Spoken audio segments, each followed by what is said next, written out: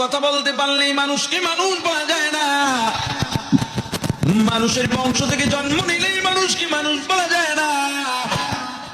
মানুষের মতো দেখলেই যদি মানুষকে মানুষ বলা যায়, তো আমার রাসূলের চেহারা আবু জাহেলের চেহারা দেখতে প্রায় একই রকম ছিল।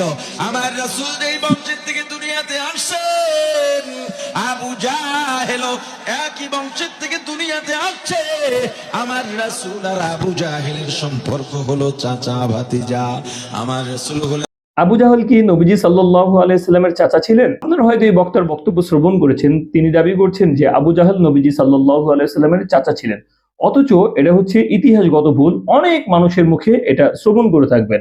কোনোভাবেই আবু জাহেল নবীজি সাল্লাল্লাহু আলাইহি সাল্লামের আত্মীয় ছিলেন না, তিনি চাচা হওয়ার কোনো প্রশ্নই আসে না।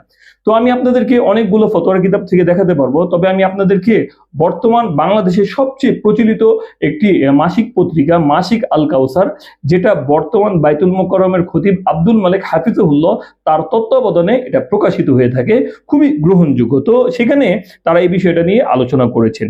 একটি ইতিহাস বিষয়ক ভুল, আবু জাহেল কি রাসূল করিম সাল্লাল্লাহু আলাইহি সাল্লামের চাচা ছিল? আরবের মুশরিক গোষ্ঠীর নেতা আবু জাহেল ইসলামের সঙ্গে তার শত্রুতা এবং নবী সাল্লাল্লাহু আলাইহি সাল্লামের প্রতি বিদ্বেষ ও বেয়াদবি সর্বজন বিদিত। তার সম্পর্কে কোনো কোনো মানুষকে বলতে শোনা গেছে যে সেও নবী করিম সাল্লাল্লাহু আলাইহি সাল্লামের চাচা ছিল, যেভাবে আবু লাহাব তার চাচা ছিলেন। এটা ভুল।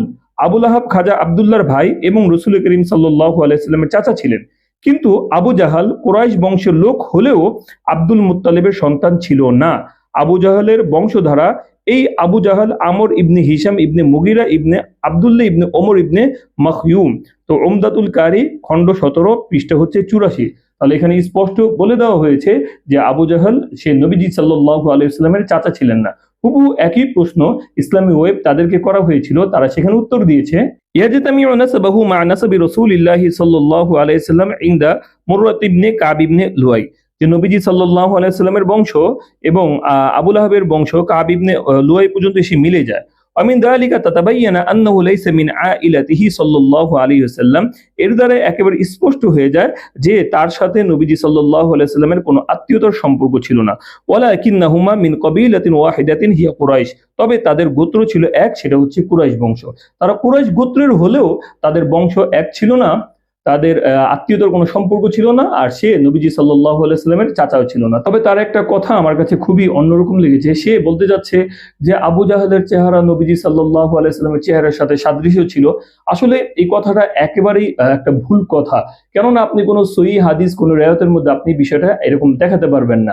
আপনি যদি হাদিসের কিতাব ঘাটাঘাটি করেন তাহলে আপনি দেখতে পারবেন যে নবীজি সাল্লাল্লাহু আলাইহি সাল্লামের সাথে হযরত ইব্রাহিম আলাইহিস সালামের সাদৃশ্যের কথা এসেছে, তবে এই ধরনের কোনো কথাবার্তা আসেনি। তাছাড়া আমরা কিভাবে নবীজি সাল্লাল্লাহু আলাইহি ওয়াসাল্লামের সাদৃশ্য তুলনা করতে গিয়ে একজন কাফেরের সাথে তুলনা দিতে পারি? আমরা যদি আপনাকে বলি যে আপনার সাথে ফেরাউনের অনেক মিল আছে, আপনার সাথে নমরুদের অনেক মিল আছে, কথার কথা বললামই, এটা কি শুনতে কি ভালো শোনা যাবে? এমনকি আমাদের সমাজের মধ্যে ইয়াজিদ যে আছে তাকে অনেক মানুষ এতটাই ঘৃণা করে যে তার নাম নিজের সন্তানকে কেউ রাখে না। তাহলে কি ইয়াজিদের সাথে তুলনা দেওয়াটা কি ঠিক আছে? ঠিক তদ্রুপ এই জায়গার মধ্যে আবু জাহেলের চেহারা সাদৃশ্যের সাথে নবীজি সাল্লাল্লাহু আলাইহি ওয়াসাল্লাম চেহারা যে সাদৃশ্য ছিল, এইভাবে বলাটা কোনোভাবেই ঠিক হয়নি। কেননা ফাতোয়ার কিতাবের মধ্যে অত্যন্ত কঠিন কথা এসেছে। খালাসাতুল ফাতোয়ার 4th খণ্ডের 386 নম্বর পৃষ্ঠার মধ্যে এসেছে, মান শাতামান নবী সাল্লাল্লাহু আলাইহি ওয়াসাল্লাম আও আহানাহু আও আবাহু ফি উমুরি দীনিহি আও ফি শাখসিহি আও ফি ওয়াসফিন মিন আওসাফি যাতিহি সাওয়ান কানা শাতিমু মাসালান মিন উম্মতিহি আও গায়রিহা ওয়া সাওয়ান কানা মিন আহলিল কিতাব আও গায়রিহি জিম্মিয়ান কানা আও হারবিয়ান سواء كان الشتم أو الإهانة أو العيب صادرا عنه عمدا أو سهوا أو غفلة أو جدا أو هزلا فقد كفر। এই জায়গার মধ্যে স্পষ্ট ফতোয়া দেওয়া হয়েছে যে নবীজি সাল্লাল্লাহু আলাইহি সাল্লামকে যদি কেউ গালি দেয়, কেউ অপমান করে, অথবা এমন কোনো দ্বীনি দুনিয়াবি যদি ত্রুটি উল্লেখ করে, অথবা নবীজি সাল্লাল্লাহু আলাইহি সাল্লামের শানে মানে এমন কোনো শব্দ ব্যবহার করে যেটা নবীজি সাল্লাল্লাহু আলাইহি সাল্লামের সাথে যায় না, চাই সে আহলি কিতাবী হোক, জিম্মি হোক, অথবা মুসলমান হোক, অথবা হারবি হোক, সে যেই হোক, এটা তার কাছে ইচ্ছাকৃত প্রকাশিত হোক বা অনিচ্ছায় হোক, অথবা ভুলবশত হোক, অথবা ঠাট্টাবশত হোক, ফাকদ কাফারা, সে কুফরি করে বসলো। তাহলে কত বড় বিষয়।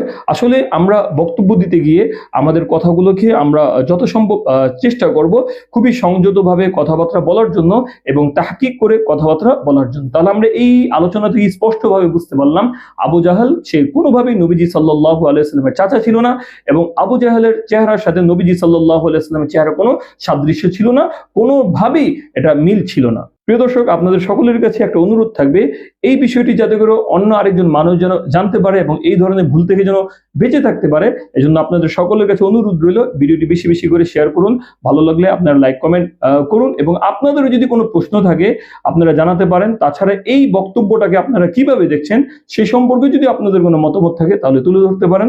সে পর্যন্ত আল্লাহ সুবহানাহু ওয়া তাআলার কাছে দোয়া, আল্লাহ তাআলা আমাদের হৃদয়ে নবীজি সাল্লাল্লাহু আলাইহি ওয়াসাল্লামের শান মান এবং আজমত বৃদ্ধি করে দিক। আসসালামু আলাইকুম ওয়া রাহমাতুল্লাহ।